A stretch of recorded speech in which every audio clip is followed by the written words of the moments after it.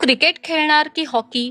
Jemimah Rodrigues जेमतेम 11 वर्षांची असताना तिच्या वडिलांनी हा प्रश्न विचारला तेव्हा तिच्या डोळ्यातून घळाघळा पाणी वाहू लागलं, कारण दोन्ही खेळांमध्ये ती उत्तम कामगिरी करत होती. अखेर जेमिमानं क्रिकेट निवडलं आणि 14 वर्षांनंतर ती एका अविस्मरणीय विजयाची शिल्पकार ठरली. जेमिमाच्या शतकानं भारताला महिलांच्या वन डे वर्ल्ड कपच्या फायनलमध्ये पोहोचवलंय.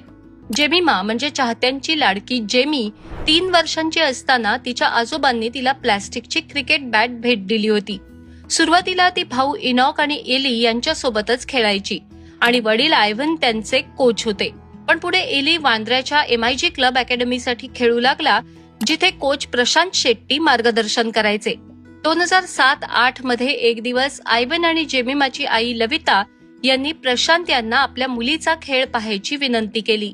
9 वर्षांच्या जेमिमानं पहिल्याच चेंडूवर कव्हर ड्राईव्ह मारला तेव्हा या मुलीमध्ये काहीतरी वेगळं आहे याची जाणीव प्रशांत यांना झाली. MIG क्लबनं जेमिमाला खेळायची परवानगी दिली, पण तिथे तिला मुलांसोबतच खेळावं लागायचं. 2012-13 साली अवघ्या 13 वर्षांच्या वयात जेमिमानं मुंबईच्या अंडर-19 संघात स्थान मिळवलं. 2017 साली देशांतर्गत वन डे अंडर-19 स्पर्धेत तिनं सौराष्ट्र विरुद्ध नाबाद 202 धावा केल्या. तोवर केवळ स्मृती मंधानालाच अशी कामगिरी करता आली होती. 2018 साली जेमिमानं भारताच्या वन डे संघात आणि T20 वर्ल्ड कप मध्ये पदार्पण केलं.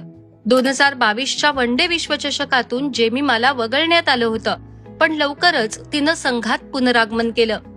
जेमिमाचा समावेश असलेल्या भारतीय संघानं ऑगस्ट 2022 मध्ये राष्ट्रकुल क्रीडा स्पर्धेत रौप्य पदक आणि पुढच्या वर्षी आशियाई क्रीडा स्पर्धेत सुवर्ण पदक मिळवलं.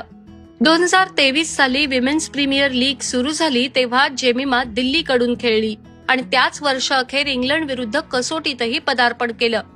यंदा विश्वचषकात जेमिमाची वाटचाल अडखळती होती. श्रीलंका आणि दक्षिण आफ्रिकेविरुद्ध ती 0वरच बाद झाली, पण मग ऑस्ट्रेलिया विरुद्ध उपांत्य सामन्यात तिच्या नाबाद 127 धावांच्या खेळीनं भारताला फायनलचं तिकीट मिळवून दिलं. या विजयाच्या मागेही मोठा मानसिक संघर्ष होता. सामना संपल्यावर जेमिमानं सांगितलं की तिला अँक्झायटी जाणवत होती. आत खळबळ सुरू असताना ती शांत राहायचा प्रयत्न करत होती, कारण तिला खात्री होती की ती अजून बरंच काही करू शकते. जेमिमा आणखी बरंच काही करू शकते यात शंकाच नाही.